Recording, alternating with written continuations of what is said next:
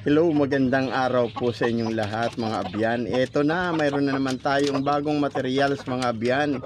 Ito po ay ang tinatawag na darag chicken mga abyan. At ito po ay native chicken na dito sa Panay Island na matatagpuan mga abyan. Dito ito nagsimula sa Panay Island mga abyan, sa mga pulo ng Guimaras at sa iba pang bahagi ng Panay Island mga abyan. Ang karne po ng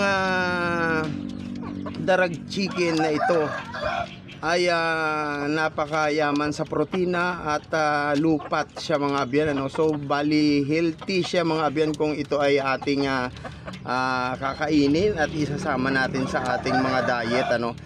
Kaya medyo may kamahalan yung kanyang karne nito mga abyan. At talaga namang nagpapatunay ang mga nakakain na ng karne ng darag native chicken na ito na talagang iba ang lasa, kakaiba ang lasa ng native chicken na ito mga abyan.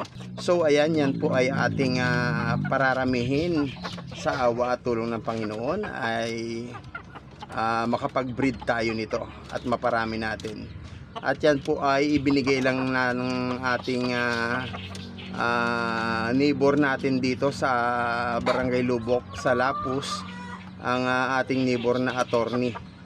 At binigyan niya po tayo ng materials. Binigay lang po yan sa atin.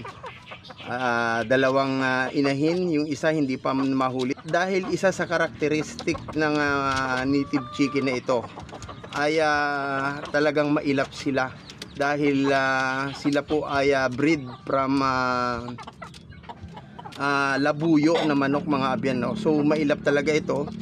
At napakaganda ng kulay ng kanyang tandang at pati yung kanyang inahin mga abyan. So salamat sa panonood mga abyan, hanggang sa muli kong vlog, Pag-ibig.